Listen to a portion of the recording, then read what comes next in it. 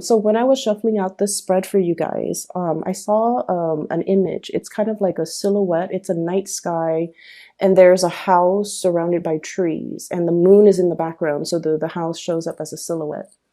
And then everything in that house is dark, and then all of a sudden the attic light comes on, and it just this overpowering, light emanating from the attic. It's a very haunting type of a feeling that I'm getting, but I'm also seeing as well that it's a light that illuminates the darkness.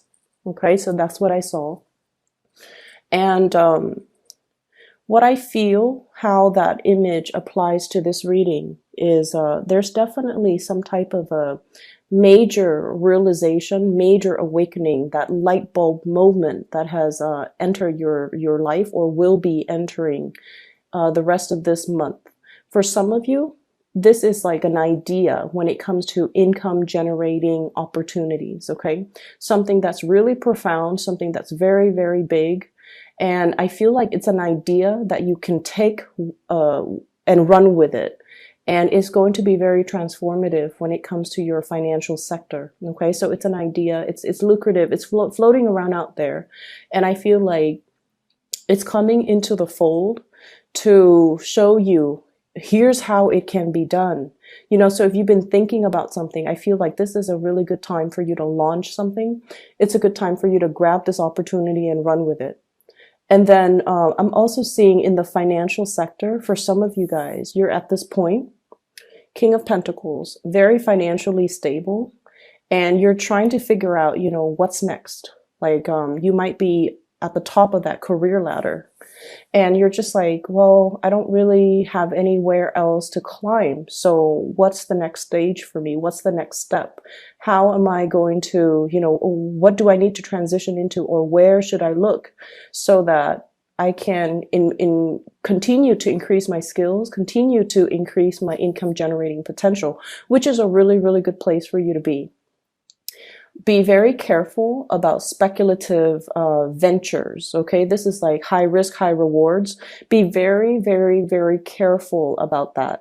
So yes, there is an idea floating around out there for you to generate income, but if it's like gambling, if it's something that involves a lot of risk, I would urge you to be careful, mainly because we're coming down here from the King of Pentacles to the Five of Pentacles, which is financial loss. So look at situations very realistically and make sure that this project, this idea, this whatever it is that's coming into the picture, that it passes, the common sense test. And especially if it's really high risk, I would advise you to sit still and mull it over, okay?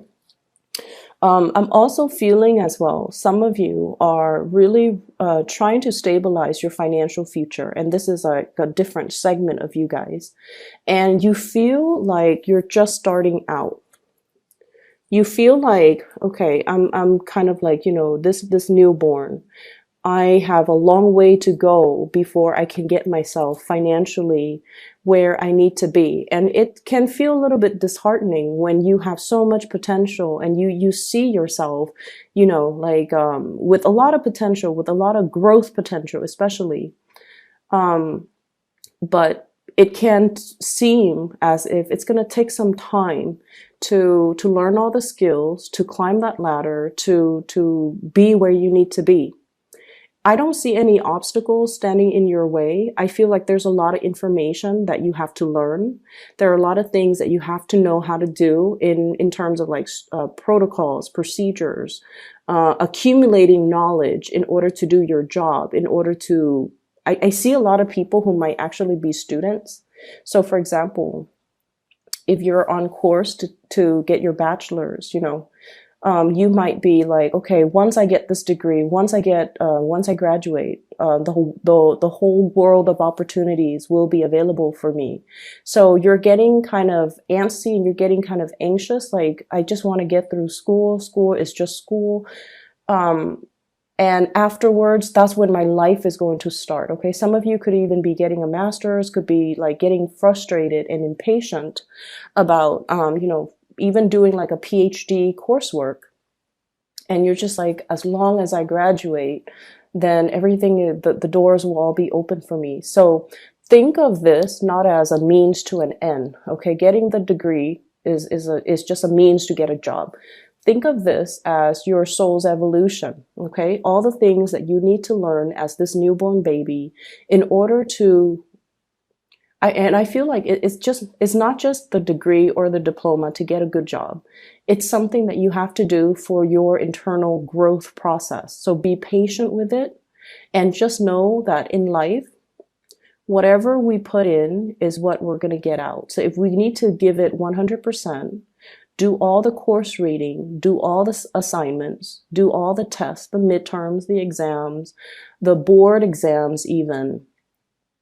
It's knowledge is, the accumulation of knowledge is an ongoing cumulative process. So we can't really cut corners, and we can't really just wish for that end date. Okay, so enjoy the process, live in that moment, ground yourself, and really find purpose in the day-to-day of what you're doing, so that you're not getting frustrated, so that you're not getting anxious and impatient with this process. So I feel like there's something that's going to take a while to accomplish.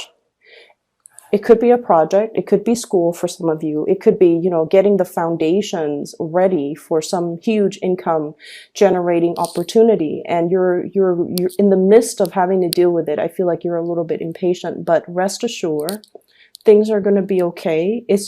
I feel almost like the universe is teaching you delay gratification, is teaching you discipline, a lot of discipline, is teaching you to accumulate knowledge, and it's keeping you kind of still so that you can clearly lay a strong foundation for you guys, so that whatever you decide to undertake later on, when this waiting period is over, then you will know that it's going to have a really good outcome. Okay, so be patient with it.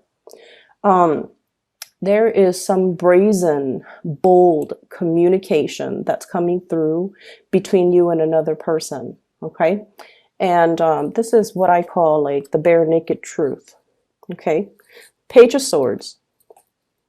Okay, somebody might be expressing how they feel to you. And they could be expressing how they feel about something that you're doing. They could be expressing how they feel about you. And I feel like the message, the way it's delivered, it could be in a way it's like catching you off guard. It's something very unexpected, and it's something that is like, wow, what do I do with this information? And then for others, I feel like you have somebody that is expressing their romantic feelings for you. And it's, it's not like the Page of Cups where it's very sweet and flirtatious and jolly. And, I feel like you're dealing with somebody that is normally not very emotionally expressive. They might have a deadpan face. They might have like, they're just not really comfortable with that realm of emotions. Okay. And you have two characters here. One could be an earth sign, Taurus, Virgo, or Capricorn. The other one could be an air sign. So I have the King of Pentacles, and then I have this is the King of Swords. Okay. Both of these people, not overly emotional, but I feel like the communication that's coming through between the two of you is, I feel almost like if they're expressing their emotions towards you, it caught you off guard. It's something very unexpected. Okay.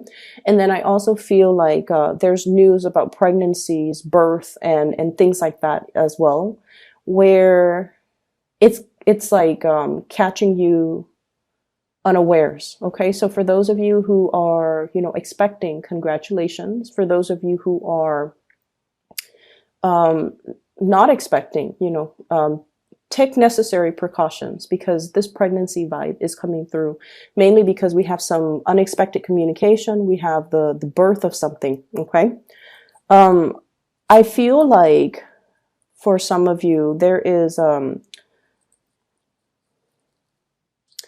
I feel like there could be some type of a accusation from a relationship partner. Okay. Are you seeing somebody else? Are you still in love with me? Am I making you happy? Are you, like they're wondering if you're still attracted to them. They're wondering if you're still in love with them. They're wondering if they do it for you. And they're wondering if you've been honest and straightforward and loyal to them. So I do feel issues, communications regarding loyalty. And I also feel like as well, loyalty in the workplace.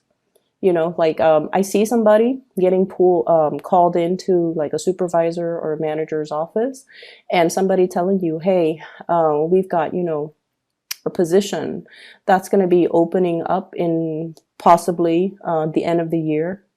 And we like the work that you're doing, but we're wondering, do you enjoy working here? Do you think you'll be around at that time? Do you think you'll be loyal to us? Because we want to recommend you for this position. But if you don't feel like you want to be here, then, let us know so that we can give the position to somebody else. I don't feel like the communication is sneaky or conniving, or I don't feel like they have hidden agendas or hidden motives. I feel like they hold you in high regards and they want to give you the full honest truth. They want to be able to disclose to you fully where they're at, how they feel about you, and what their plans are. So if your plans kind of coincide with theirs, that's great.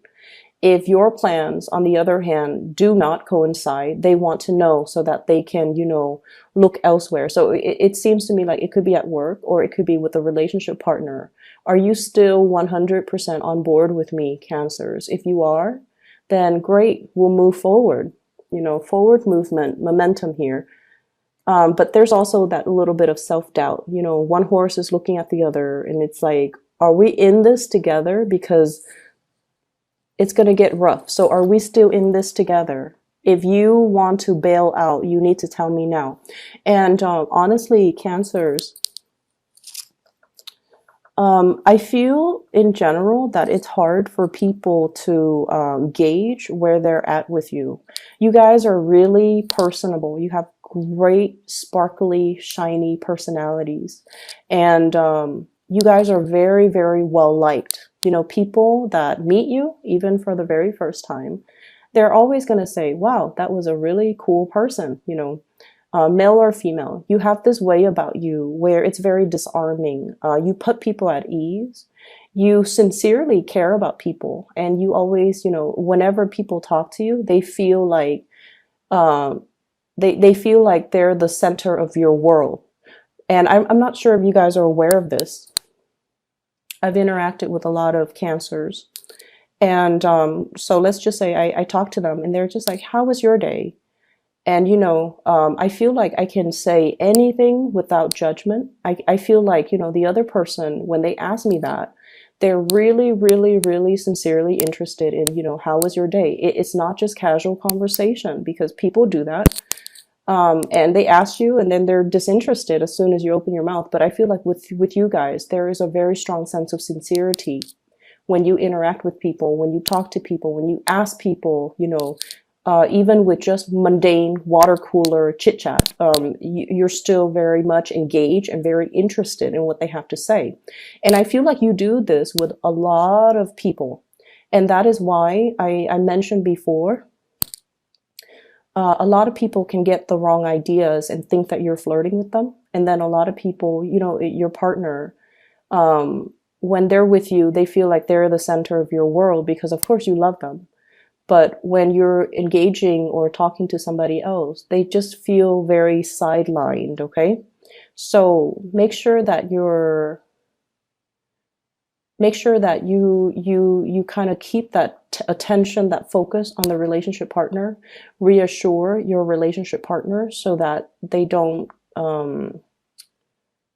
feel insecure, or they don't feel like they're put on the back burner, or they don't feel sidelined in conversations. Okay, be inclusive to the point where it's group inclusion, you know?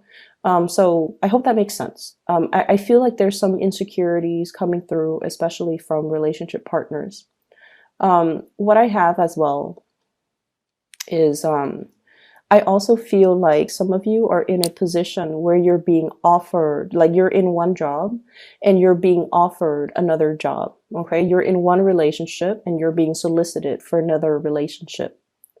And I feel like there's a little bit of a sensory overload from your end about like, oh, what do I do? So many choices, so many options. There's also this paralysis. It's like I can't really act on anything right now. I don't know what to do. I don't want to say the wrong thing.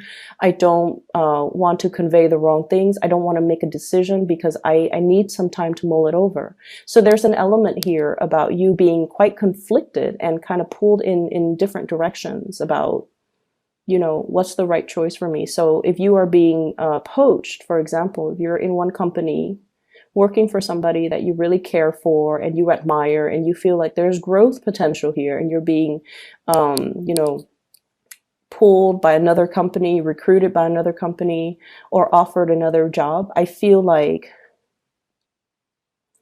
I feel, well, let me see. I feel like